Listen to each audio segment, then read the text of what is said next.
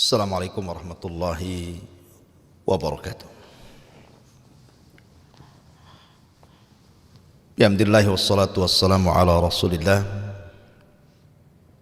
wa ala alihi wa sahbihi wa mawalah wa la hawla wa la quwata illa billahi wa ba'du. Qala Allah azza wa jalla ya ayyuhalladzina amanu taqullaha haqqa tuqatih wa la tamutunna illa wa antum muslimun. Wa qala sallallahu alaihi wa ala alihi wasallam, man salaka tariqan yaltamisu fihi ilma sahhalallahu bihi tariqan ilal jannah. Amma ba'du.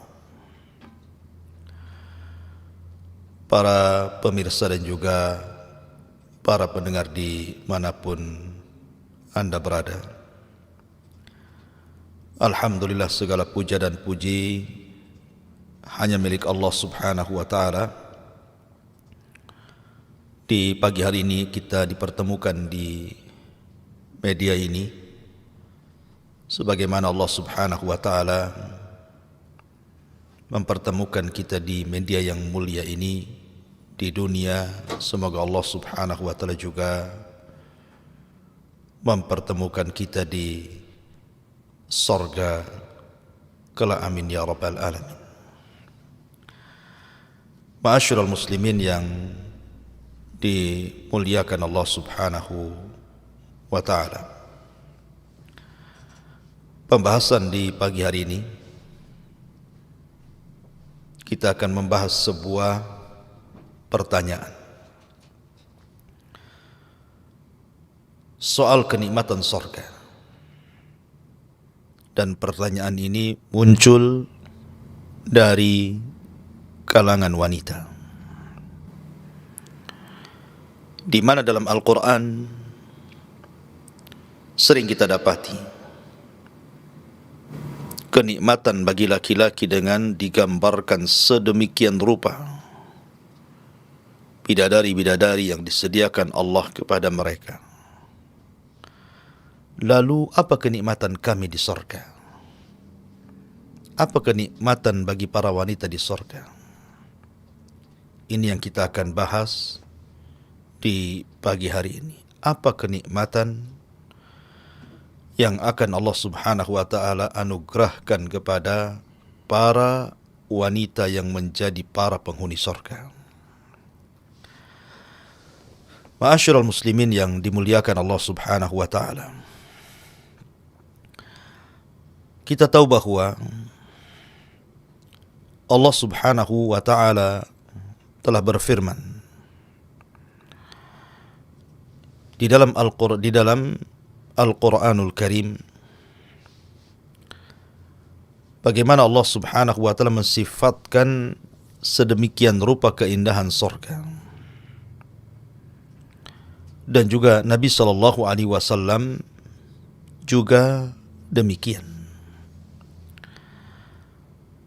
Saya sebutkan satu riwayat daripada Abi Hurairah radhiyallahu an. Nabi SAW bersabda, a'dadtu li'ibadis salihin ma la aynun ra'at wa la udhunun sami'at wa la khatara ala qalbi bashar.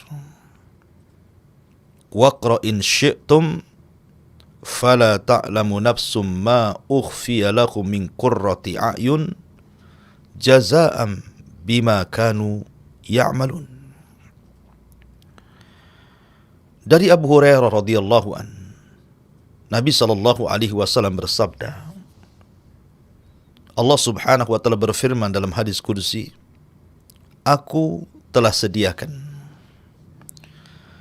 bagi hamba-hambaku yang saleh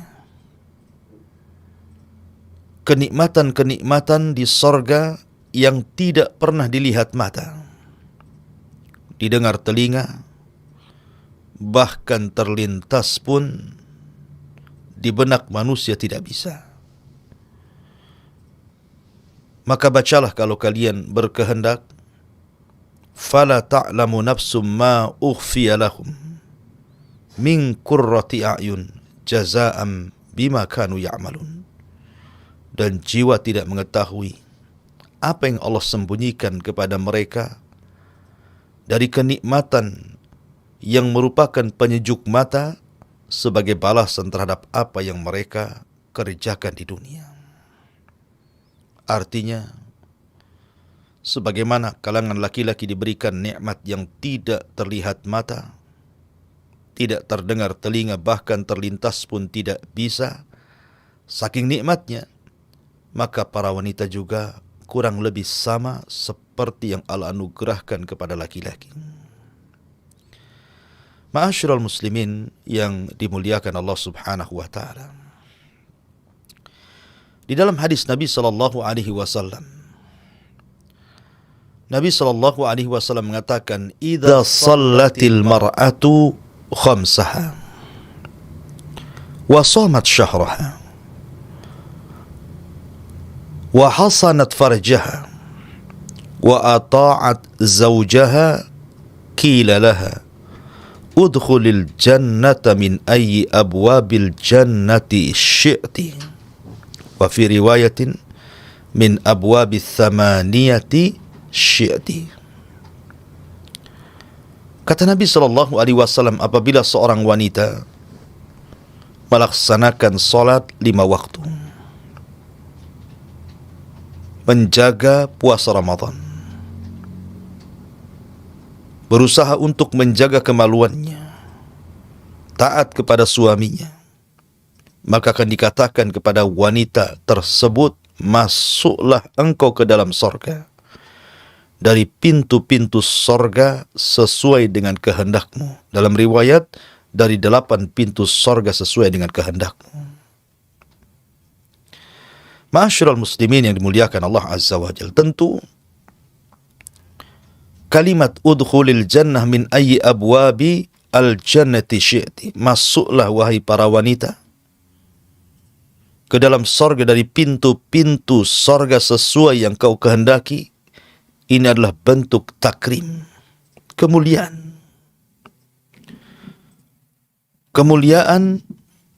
dan juga tasyrif, keagungan bagi para wanita-wanita yang ditakdirkan Allah masukkan ke dalam surga. Kenapa kemudian Nabi SAW menyebutnya di antara 4 perkara yang memudahkan wanita masuk surga? Pertama, menjaga salat. Yang kedua, menjaga puasa. Yang ketiga, menjaga kemaluannya. Dan yang keempat, taat kepada suaminya. Karena ini disebut ummahatu af'alil khair. Bagi wanita, perbuatan 4 perkara ini termasuk induk daripada kebaikan. Artinya kalau seorang wanita menjaga salatnya, menjaga puasanya, menjaga kehormatannya, menjaga suaminya, maka perkara-perkara lain pasti akan lebih dijaga lagi. Kalau induk kebaikan ini sudah dilakukan, maka cabang-cabangnya akan memudahkan bagi wanita untuk melakukannya. Maka kenapa 4 perkara ini menentukan wanita itu masuk surga dan tidaknya masuk surga? Kan dalam sebuah hadis, ketika Nabi SAW diperlihatkan neraka, rupanya kebanyakan penghuninya adalah kaum wanita. Ma'asyiral muslimin wal muslimat rahimani wa rahimakumullah. Sebagaimana Allah Subhanahu wa taala memberikan kenikmatan kepada laki-laki, maka begitu juga Allah Subhanahu wa taala memberikan kenikmatan yang sama kepada para wanita di surga. Allah Subhanahu wa taala berfirman, "Wa man ya'mal minas salihati min dzakarin aw untha wa huwa mu'minun fa ulaika yadkhulunal jannata wa la yudlamuna nakira." Barang siapa yang beramal saleh, baik perempuan ataupun laki-laki, atau laki-laki baik laki-laki atau perempuan, dan dua-duanya beriman kepada Allah, maka mereka akan dimasukkan ke dalam sorga dan mereka tidak akan mendapatkan perlakuan kezaliman. Dan dalam ayat yang lain Allah mengatakan, man amila salihan min dzakarin aw untha wa huwa mu'minun falanuhyiyannahu hayatan thayyibah wa lanajziyannahum ajrahum bi ahsani ma kanu ya'malun. Barang siapa yang beramal saleh, baik dia laki-laki atau perempuan, dan kedua-duanya beriman kepada Allah, maka kami akan berikan kehidupan yang indah dan kami akan balas mereka dengan sebaik-baik balasan sebagaimana apa yang sudah mereka kerjakan di dunia. Dan dalam ayat yang lain juga Allah mengatakan, man amila sayyi'atan fala yujza illa mithlah wa man amila salihan min dzakarin aw untha wa huwa mu'minun fa ulaika yadkhuluna al-jannah yurzaquna fiha bighairi hisab. Barang siapa yang beramal keburukan tidak akan dibalas kecuali dengan keburukan yang sama. Tetapi barang siapa yang beramal saleh dari kalangan laki-laki dan perempuan dan dia beriman, maka mereka akan masuk ke dalam sorga. Mereka akan diberikan rizki tanpa batas. Artinya, ada yang bersyirikat antara kenikmatan laki-laki dan kenikmatan perempuan. Apa yang diberikan kepada laki-laki juga diberikan kepada perempuan. Dan dua-duanya kenikmatan yang tidak bisa dilihat mata, didengar telinga, terlintas di pikiran manusia pun tidak. Saking nikmatnya sorga itu. Ma'asyiral muslimin yang dimuliakan Allah subhanahu wa ta'ala. Maka kaedahnya, sebagaimana disebutkan oleh para ulama, ketika Allah subhanahu wa ta'ala menjanjikan kepada laki-laki yang beriman dan juga wanita-wanita yang beriman dengan sorga yang penuh dengan kenikmatan dan balasan pahala dari kemurahan Allah subhanahu wa ta'ala, maka apapun yang tertetapkan dari kenikmatan bagi seorang mukmin laki-laki, maka itu juga masuk kepada kenikmatan kepada seorang wanita yang beriman, kecuali apa yang dikhususkan secara dalil. Contohnya, yang dikhususkan dengan dalil adalah ketika laki-laki diberikan banyak bidadari di sorga, dan tidak sebaliknya bagi perempuan diberikan banyak para suami di sorga. Ya, karena ada kekhususan dalil. Lalu, apa alasannya? Kenapa pula kemudian Allah subhanahu wa ta'ala memberikan semangat khususnya laki-laki agar berusaha untuk masuk ke dalam sorga dengan beramal saleh, kemudian menjadikan sorga rindu kepada mereka dengan dibentangkan panjang lebar dalam Al-Quran soal keindahan bidadari, dan tidak sebaliknya. Di dalam Al-Quran Allah subhanahu wa ta'ala tidak pula menyebutkan satu wanita memiliki banyak laki-laki. Maka jawabannya, pertama, la yas'al amma yaf'al wa hum yus'alun. Jangan tanya apapun yang Allah lakukan, tapi kitalah makhluknya yang akan ditanya oleh Allah subhanahu wa ta'ala. Tidak perlu tanya kenapa. Tetapi walaupun demikian, kita akan mencoba mencari hikmah. Kenapa wanita tidak dijanjikan sebagaimana janji bagi laki-laki dengan banyaknya bidadari, dan wanita tidak dijanjikan dengan banyaknya laki-laki? Ini jawabannya. Pertama, jangan tanya apa yang Allah perbuat, tapi mereka lah yang akan ditanya Allah Azza wa Jalla. Yang kedua, karena tabiat manusia atau tabiat khususnya para wanita. Sebagaimana maklum, para wanita ini memiliki sifat yang berbeda dengan laki-laki di dunia, di mana rasa malu mereka jauh lebih besar dibandingkan laki-laki. Maka Allah Subhanahu wa ta'ala tidak menyebutkan kenikmatan-kenikmatan bagi wanita, tetapi disembunyikan sesuai dengan perasaan malu yang selalu disembunyikan oleh para wanita. Cukuplah firman Allah Subhanahu wa ta'ala, fala ta'lamu nafsum ma ukhfiya lahum min qurrati a'yun jazaa'an bima kanu ya'malun. Jiwa tidak tahu apa yang Allah sembunyikan kepada mereka dari kenikmatan yang bisa menyejukkan mata terhadap apa yang mereka telah kerjakan, terhadap apa yang mereka telah mengerjakan amal soleh di dunia. Kemudian yang ketiga, karena tabiat laki-laki di dunia, mereka hanya mencintai dan suka dengan wanita. Tabiat laki-laki, kesukaan kepada perempuan itu jauh dibandingkan seorang wanita suka dengan laki-laki.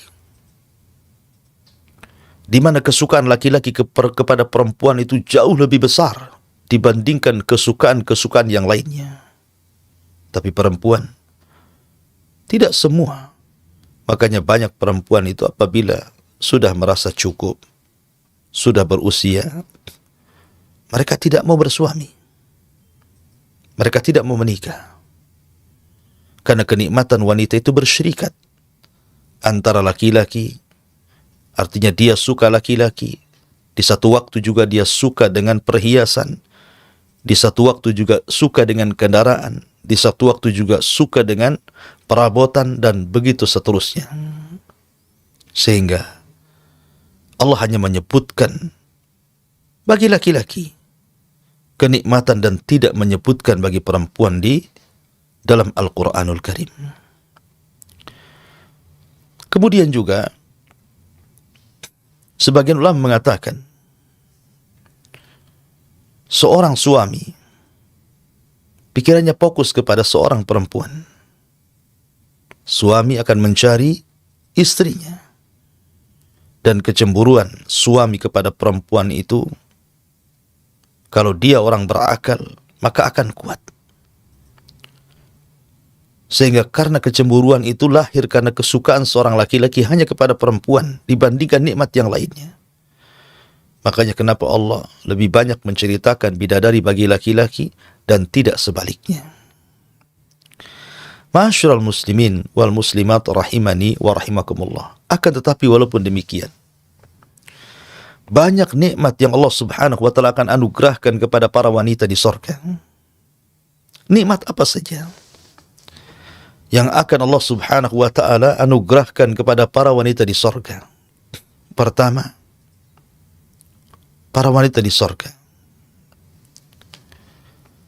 mereka akan jauh lebih indah, jauh lebih cantik, jauh lebih mulia, jauh lebih indah dibandingkan para bidadari itu sendiri yang ada di surga.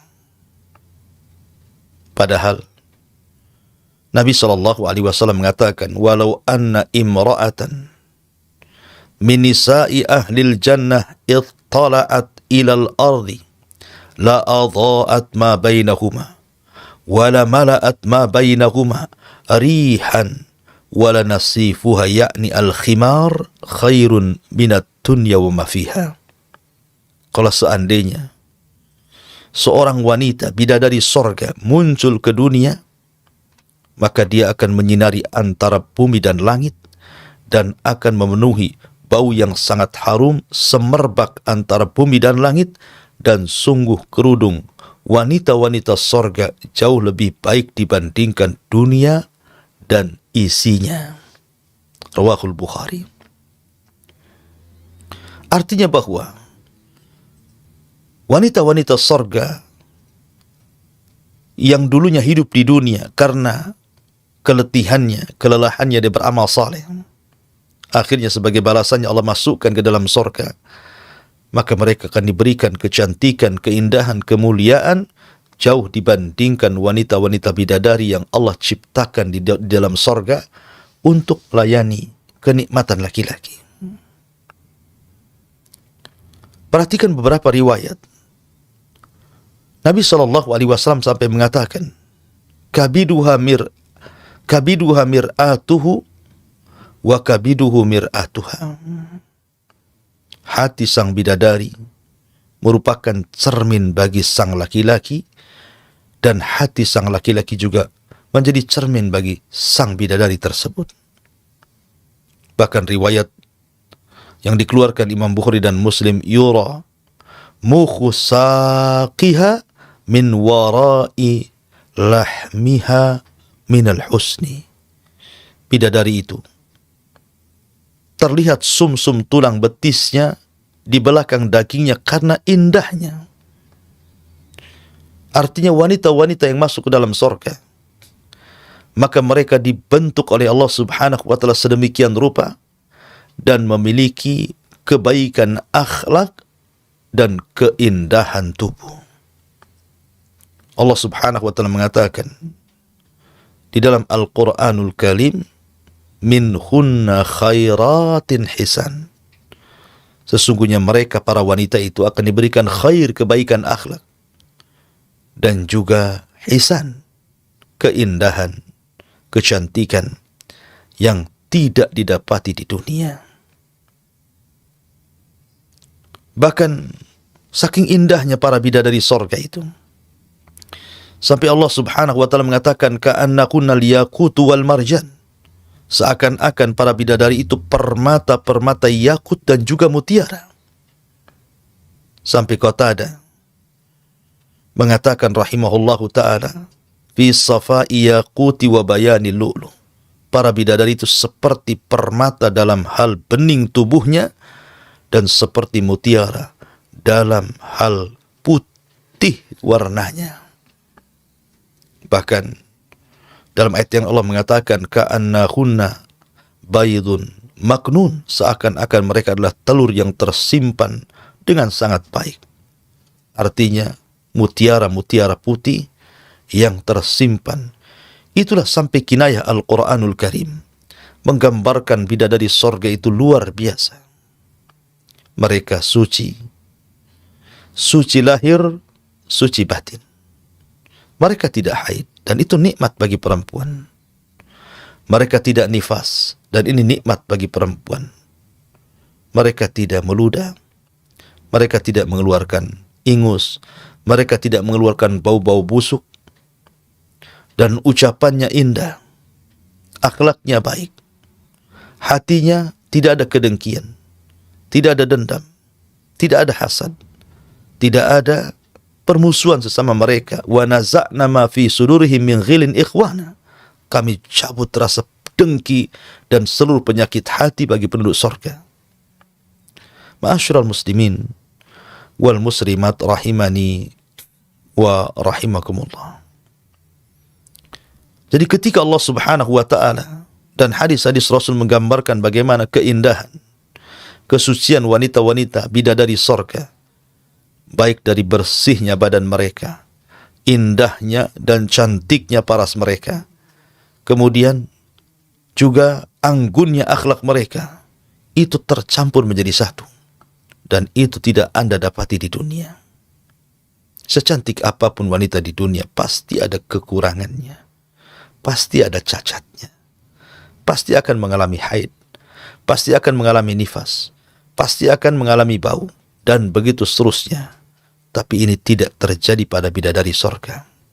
Kembali bahwa apabila bidadari saja sedemikian rupa keindahannya, bagaimana wanita-wanita dunia yang masuk ke dalam sorga yang jauh lebih indah dibandingkan bidadari tersebut. Kemudian di antara kenikmatan wanita di sorga, mereka tidak pernah menjanda. Mereka akan terus perawan. Abdullah bin Abbas radhiyallahu anhu menceritakan ada seorang nenek-nenek datang kepada Rasulullah. Kemudian mengatakan, ya Rasulullah, adakah nenek-nenek sepertiku di sorga? Kata Rasul, tidak ada. Tidak ada di sorga itu yang namanya nenek-nenek. Maka sang nenek ini pun pulang dan menangis sedih, dikiranya dia tidak akan masuk sorga. Kalau di sorga tidak ada nenek-nenek. Maka Rasul mengatakan, katakan kepada nenek itu, maksudnya di sorga itu tidak ada orang tua. Di sorga itu semua muda. Di sorga itu semua perawan. Tidak ada nenek yang masuk ke dalam sorga. Karena Rasul mengatakan, ma fil jannati a'zab. Artinya, di sorga tidak ada yang azab, tidak ada yang sendirian, pasti ada pasangan. Termasuk juga sang nenek juga akan mendapatkan pasangan, karena di sorga itu juga tidak ada nenek-nenek. Semua usia penduduk sorga itu mau laki-laki perempuan antara 33 sampai 34 tahun. Artinya, kenapa tidak dirubah bentuk mereka? Kenapa mereka tidak menjadi tua, kemudian keriput sebagaimana penduduk sorga? Supaya tidak ada ghirah, kecemburuan. Tidak memancing kecemburuan satu dengan yang lainnya. Ma'asyiral muslimin yang dimuliakan Allah subhanahu wa ta'ala. Kemudian juga, di antara nikmat yang Allah subhanahu wa ta'ala berikan kepada para wanita, selain daripada diberikan kesucian lahir batin, kemudian juga mereka senantiasa perawan, mereka tidak pernah kemudian menjadi janda, mereka pun akan diberikan apapun yang mereka minta dari kesenangan-kesenangan yang tidak pernah terbayang di dunia. Apakah penduduk sorga itu juga wanita-wanitanya bisa melahirkan? Karena ada sebuah riwayat yang dikeluarkan al-Imam At-Tirmidzi dari Abi Sa'id Al-Khudri radhiyallahu anhu, Nabi sallallahu alaihi wasallam bersabda, al-mu'min idza ishtaha al-walad fil jannah kana hamluhu wa wad'uhu wa sinnuhu wa syababuhu wa kibaruhu fi sa'atin kama yashtahi. Seorang mukmin apabila menghendaki anak di sorga, maka hamilnya, lahirnya, usianya, muda dan tuanya itu hanya sekejap saja dan tidak ada kesulitan. Tidak seperti wanita-wanita di dunia, ketika mereka mengandung saja sudah kesulitan luar biasa. Ketika meregang hendak melahirkan seolah-olah pertaruhan antara dia dan nyawanya. Ketika sudah lahir dia harus menyusuinya. Tapi di sorga tidak. Allah mudahkan semuanya. Tapi riwayat ini memang dikritik para ulama. Apakah wanita di sorga bisa melahirkan? Maka kata Imam Ibnul Qayyim rahimahullahu ta'ala, pertama hadis yang tadi dibaca oleh ana bahwa hadis itu diperbincangkan tentang riwayatnya. Yang kedua, bahwa Allah subhanahu wa ta'ala mengatakan walahunna fiha azwajum mutahhara. Dan bagi mereka para laki-laki di sorga itu memiliki pasangan-pasangan yang bersih. Kalau seseorang kemudian melahirkan, tentu bisa saja terkena haid, terkena nifas, terkena kotoran. Sementara di sorga itu tidak ada orang haid, tidak ada orang nifas, dan tidak ada kotoran. Semua bersih. Kemudian yang ketiga, Allah jadikan kehamilan dan juga kelahiran itu digandengkan dengan sperma dan juga dengan haid. Apabila orang hamil, berhentilah darah haid, dan haid itu menjadi nutrisi bagi si janin. Dan itu tercipta dari sperma. Sementara di sorga itu tidak ada yang mengeluarkan sperma. Sebab kalau seandainya seorang di sorga itu mengeluarkan sperma, berarti nikmat terbatasi. Karena ketika sudah keluar berarti sudah terbatasi kenikmatannya. Makanya biar nikmat itu daim terus menerus, merasakan nikmat luar biasa, makanya hubungan mereka antar suami istri di sorga tidak sebagaimana hubungan di dunia. Apabila seorang suami atau istri sudah mengeluarkan sperma, maka hilanglah nafsunya. Di sorga tidak demikian. Sehingga kalau seandainya, kata Imam Ibnul Qayyim, Allah menjadikan ada kehamilan, ada kelahiran, berarti ada haid, ada sperma, dan begitu seterusnya. Kemudian yang nomor 4, bahwa Nabi SAW bersabda, la yazalu fil jannati fadlun hatta yunshi'ullahu laha khalqan fayuskinahum fadlal jannah. Akan senantiasa di sorga itu keistimewaan yang Allah subhanahu wa ta'ala dibangun, diberikan kepada manusia. Kemudian, walaupun seandainya seorang tidak punya anak, maksudnya begitu, tetap ada kenikmatan yang bisa tergantikan. Karena di surga itu ada anak-anak kecil. Dari anak-anak yang ketika di dunia meninggal sebelum balik, maka mereka akan wildanu mukhalladun, yatufuna bi aqwabin wa abarika wa ka'sim min ma'in.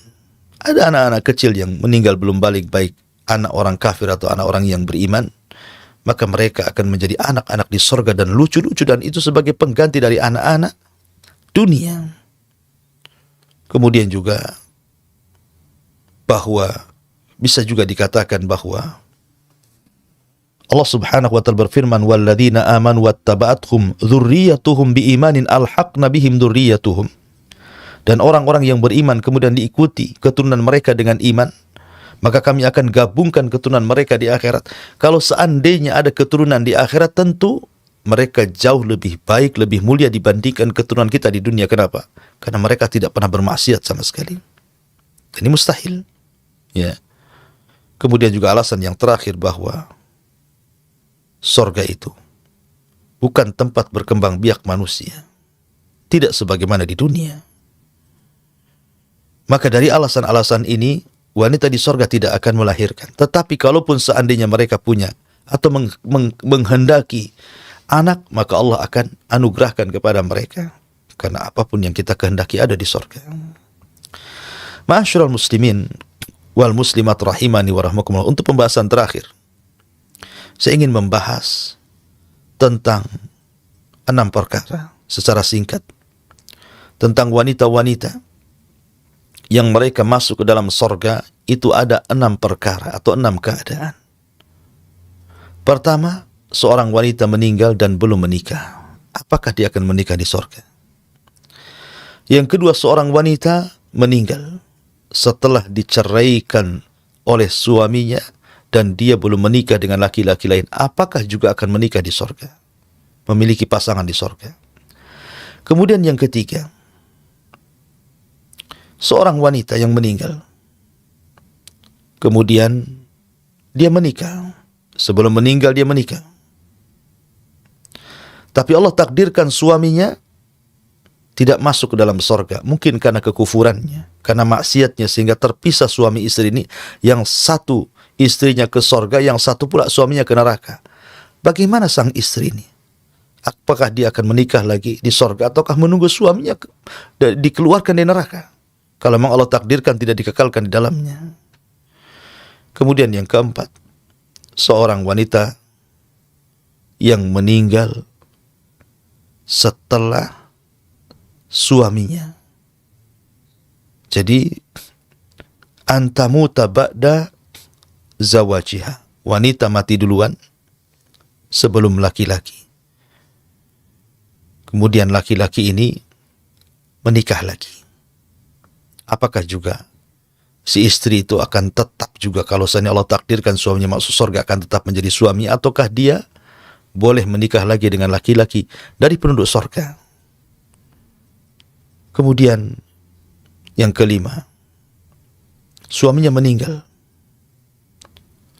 Kemudian si istri ini tidak menikah lagi terus sampai dia meninggal.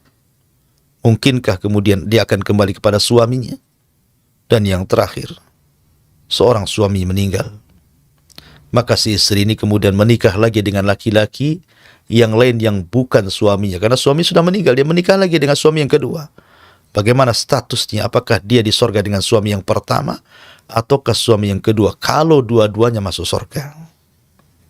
Inilah yang harus kita jawab secara singkat karena juga waktu. Yang pertama, adapun wanita yang meninggal tetapi belum menikah, maka Allah akan nikahkan dia di surga dengan laki-laki dari ahli dunia yang masuk ke dalam surga. Karena di surga itu tidak ada azab, tidak ada orang hidup sendirian, harus berpasang-pasangan. Kemudian yang kedua, begitu juga sama. Seorang wanita yang meninggal setelah diceraikan, kemudian dia tidak menikah lagi sampai dia meninggal, tetap dia pun akan dinikahkan dinikahkan oleh Allah dengan laki-laki penduduk dunia yang masuk ke dalam surga sesuai dengan seleranya dan kenikmatannya. Kemudian yang ketiga, bahwa yang harus seorang wanita yang menikah, kemudian suaminya berpisah, tidak masuk ke dalam surga, malah pula masuk ke neraka. Maka kata para ulama, perempuan yang seperti ini, kalau seandainya laki-lakinya itu termasuk penduduk surga, artinya masuk neraka itu hanya karena hukuman dan azab karena kemaksiatan di dunia, maka dia akan tetap kembali kepada suaminya kalau dia belum bercerai. Tapi kalau seandainya si suaminya kufur dan dikekalkan di neraka, maka tentunya dia akan dinikahkan dengan laki-laki penduduk dunia yang masuk ke dalam surga. Kemudian yang nomor 4, bagaimana kalau seandainya wanita itu meninggal setelah suaminya?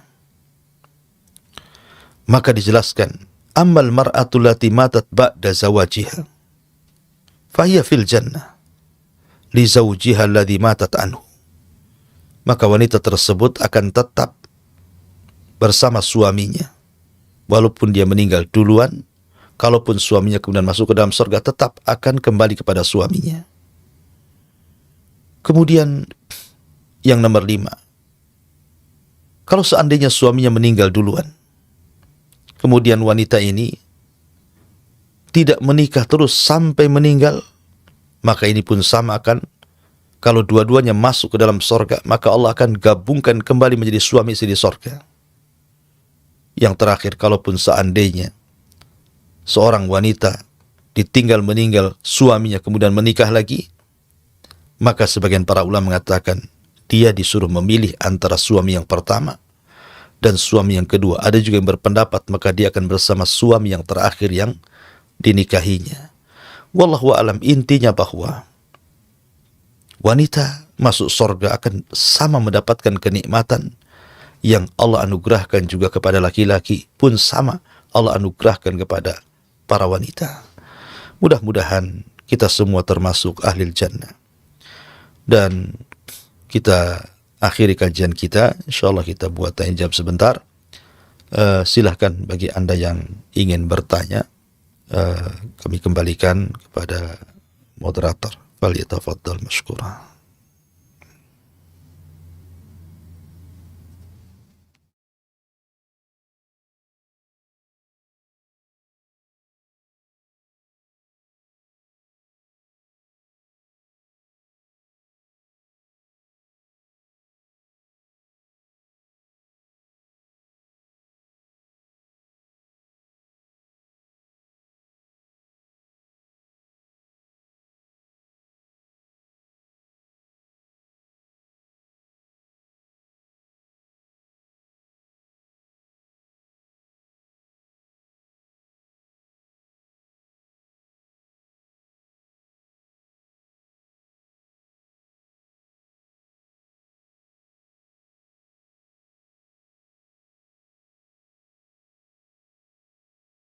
Baik.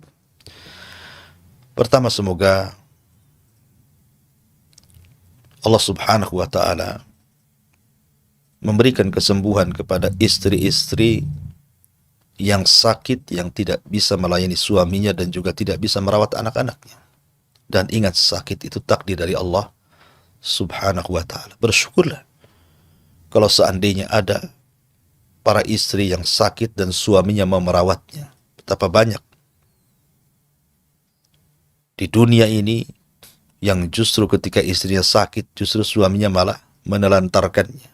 Ada yang sampai menceraikannya dengan alasan tidak bisa memenuhi hajat dan begitu seterusnya. Nabi SAW punya anak namanya Ruqayyah bintu Rasulullah SAW. Ruqayyah ini menikah dengan Utsman ibn Affan. Dan keluarga inilah yang pertama kali hijrah ke Habasyah, kemudian pulang ke Mekah, kemudian ikut gabung hijrah ke Madinah. Tetapi ketika terjadi tragedi Perang Badar, hendak berangkat ke Badar, Allah takdirkan Ruqayyah ini sakit. Ruqayyah ini sakit parah. Dan Utsman kepengen ingin perang, ingin terlibat dalam peperangan. Dia ingin sekali. Tapi Nabi SAW melarang Utsman agar dia tidak ikut perang Badar. Dan dia harus merawat istrinya. Dan dia tetap dapat bagian pahala Badar dan juga harta rampasannya. Maka Utsman pun dengan berat hati walaupun tidak ikut jihad bersama Rasul, padahal para sahabat itu menghendaki mati syahid. Tapi demi merawat istrinya Ruqayyah, maka kesempatan emas pun ditinggalkan Utsman dan dia pun merawat istrinya. Tapi Allah takdirkan ketika Nabi SAW pulang dari Badar, rupanya nyawa Ruqayyah tidak tertolong. Dia pun meninggal dunia dan Utsman pun sedih. Artinya bahwa dari sini dalam Islam itu bahwa tugas suami adalah merawat istri saat sakit. Itu kewajiban suami. Bukan hanya senang di waktu sehat, maka sabar juga di waktu sakit. Sabar menjadi suami. Pertanyaannya, apakah istri yang seperti ini juga tetap dapat kesempatan masuk surga? Ya tentu. Bukankah Anda tidak sakit selamanya? Ketika Anda menikah mungkin Anda sehat. Mungkin dengan berjalannya waktu tiba-tiba Anda sakit terbaring. Mungkin seperti itu. Artinya ada waktu-waktu sehat, ada waktu-waktu sakit. Kalau ketika di waktu sehat Anda gunakan untuk di jalan Allah Subhanahu wa Ta'ala, mendekatkan diri kepada Allah, dan waktu sakit pun Anda terus berdoa kepada Allah. Ketika Anda tidak bisa melayani suami dengan baik, Anda lagi sakit, maka kalau Anda tidak bisa melakukan dengan perbuatan, dengan doa, doakan terus suami Anda. Dalam pembaringan Anda, kalau memang Anda tidak bisa duduk, berdiri untuk sholat, Anda bisa sholat sambil berbaring dan terus berdoa. Berikan doa kepada suami yang terbaik supaya suami sehat, disehatkan badannya, dijauhkan dari penyakit, dijauhkan dari wabah, dijauhkan dari banyaknya masalah, dimudahkan urusannya. Doakan juga anak-anaknya supaya menjadi anak-anak yang saleh, apalagi kecuali berdoa. Dan di waktu sakit, setan itu lebih dekat kepada Anda dibandingkan di waktu sehat. Maka banyak-banyak bersabar, ihtisablah, mengharap pahala kepada Allah Subhanahu wa Ta'ala. Tidak mustahil umat Muhammad itu pasti masuk surga. Walaupun masuk surganya ada yang direct, ada juga yang kemudian harus mampir ke neraka, tapi ujung-ujungnya juga masuk ke dalam surga. Wallahu a'lam. Ya, pertanyaan berikutnya dari Ummu Abdillah, masih dari Singapura. Bismillah. Ustadz, apabila ada kesempatan bagi seorang wanita untuk menikah, tetapi wanita itu mengulur-ulur waktunya untuk menikah hingga ajal menjemputnya, adakah dia bisa mendapat pahala sebagaimana yang Ustadz jelaskan tadi, wanita yang belum menikah dengan pahala dengan pahalanya? Jazakallah khairan Ustadz wa iyyaki. Iya, alhamdulillah. Jodoh itu di tangan Allah Subhanahu wa Ta'ala. Mati, jodoh, umur, rizki, semua di tangan Allah. Ya mungkin ketika Anda mengulur-ngulur akhirnya tidak punya jodoh, itu sudah takdir Anda. Tetapi mengulur-ulur waktu untuk tidak menikah, ini yang ditanyakan alasannya. Kenapa? Kenapa Anda mengulur-ngulur waktu? Ya. Kalau memang alasannya seperti para ulama, juga ada yang tidak menikah. Syekhul Islam Ibnu Taimiyah, Imam An-Nawawi, mereka tidak menikah, dan banyak para ulama yang tidak menikah karena mereka sibukkan dengan belajar, dengan talabul ilmi, sehingga terlupakan dengan wanita, akhirnya meninggal dan tidak menikah. Apa kita katakan mereka tidak masuk surga? Tidak bisa juga demikian. Mereka para ulama besar. Siapa yang tidak kenal Imam Nawawi, Ibnu Taimiyah, dan ulama-ulama yang lainnya? Ya, asal ketika Anda hidup di dunia ini beribadah, beramal saleh, tidak menyekutukan Allah Subhanahu wa Ta'ala, benar Allah takdirkan lambat jodohnya karena kemudian mengulur-ngulur waktu, akhirnya Allah takdirkan meninggal. Insya Allah kalau ditakdirkan masuk surga, akan Allah nikahkan Anda dengan laki-laki penduduk surga, dari penduduk dunia. Wallahu a'lam.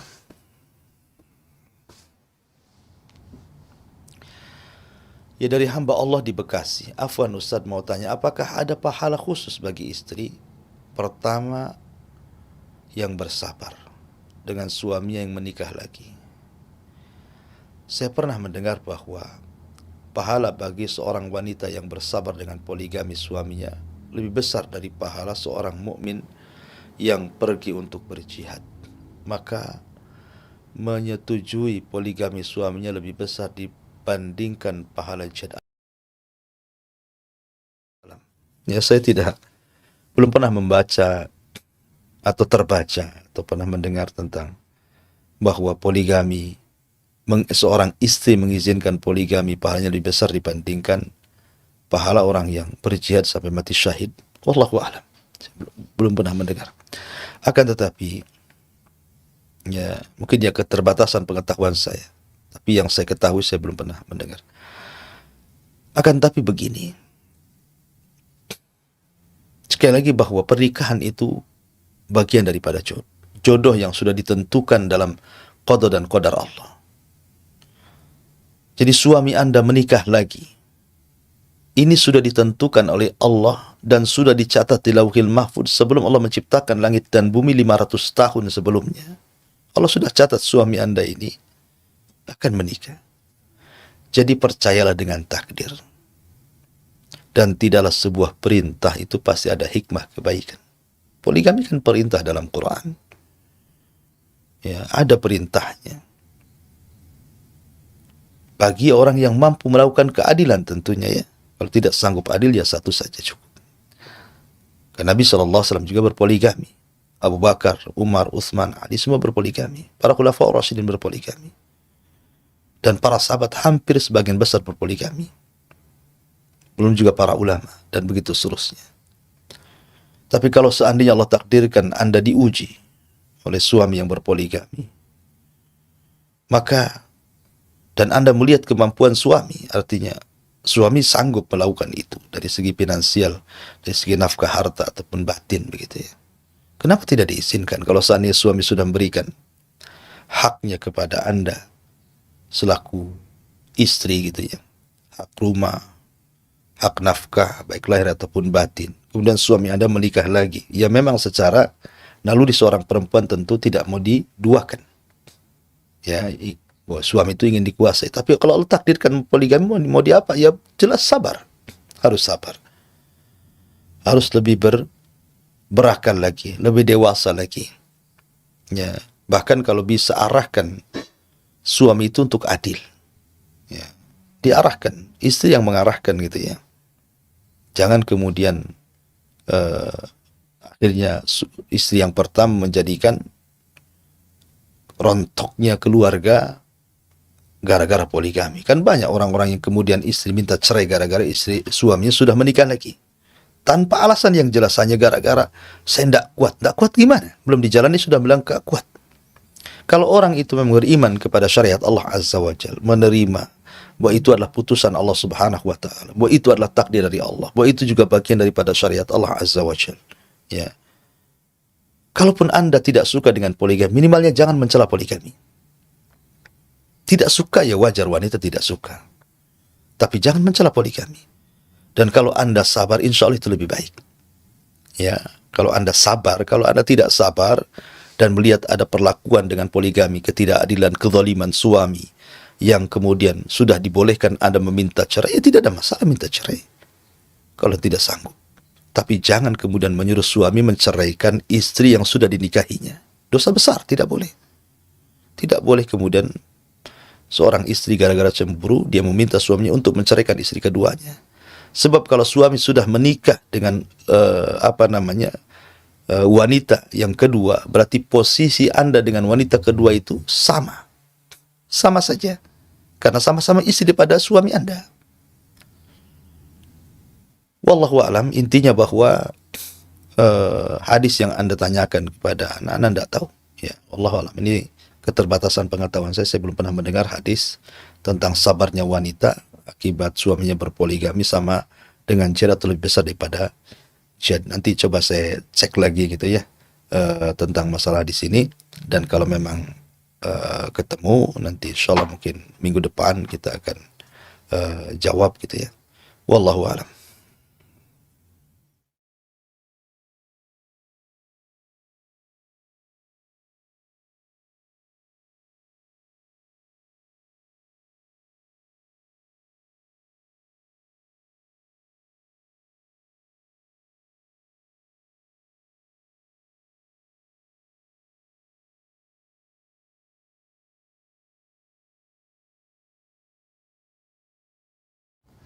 Alhamdulillah. Barakallahu fiik ya. Semoga Allah Subhanahu wa taala berikan istiqomah kepada Anda untuk tetap di atas Islam, karena bagaimanapun nikmat terbesar di dunia ini tidak ada kecuali Islam. Itulah agama yang menyelamatkan kita di dunia dan di akhirat. Ketika seseorang menyembunyikan keislaman, di zaman para sahabat juga banyak kok para sahabat yang menyembunyikan keislaman. Bahkan terkadang Rasul pun menyuruh sahabat menyembunyikan keislaman untuk sebuah kemaslahatan. Ya. Maka kalau Anda menyembunyikan keislaman dari orang tua karena mungkin ada hal-hal yang madarat lebih besar kalau Anda memberitahu, ya tidak usah diberitahu dulu. Ya, sambil berjalannya waktu gitu ya. Sambil pelan-pelan gitu mendakwai orang tua gitu. Memberitahu orang tua. Tapi kalau dengan memberitahu kemudian ada madarat yang jauh lebih besar, ya maka tidak perlu kemudian Anda beritahu, tetapi Anda terus belajar Islam. Terus belajar, karena dengan ilmu inilah Anda bisa nanti punya solusi sendiri. Ilmu itu akan mendatangkan solusi. Kalau Anda sudah cerdas, pasti ada solusi memberitahu orang tua. Maka tugas Anda sekarang, kalau sudah mualaf, belajar. Belajar. Dalami agama baru yang Anda sekarang berada dalam Islam ini. Kemudian teruslah mendekatkan diri kepada Allah. Berdoa agar hidayah itu Anda tularkan kepada orang tua Anda juga, kepada keluarga Anda, mudah-mudahan seperti Anda mendapatkan hidayah Islam. Ya. Kemudian juga cobalah berubah gitu ya. Yang mungkin ketika di agama dulu akhlak Anda kurang baik gitu. Setelah masuk Islam maka perbaiki akhlak. Bagaimana hubungan Anda dengan orang tua, dengan kerabat, dengan saudara, dilebihkan lagi, ditingkatkan lagi kebaikannya, sehingga nanti akan jadi bahan pertimbangan ketika Anda memberitahu bahwa agama yang dianut Anda itu jauh lebih baik dibandingkan agama sebelumnya. Wallahu a'lam. Ya, saya kira ini yang bisa saya sampaikan. InsyaAllah kita akan berjumpa di lain kesempatan. Mudah-mudahan ada manfaatnya. Yang benar datang dari Allah, yang salah datang dari saya pribadi. Saya tutup dengan kafaratul majlis. Subhanallah bihamdika asyhadu an la ilaha illa anta astaghfiruka wa atubu ilaik. Allahu ta'ala. Assalamualaikum warahmatullahi wabarakatuh.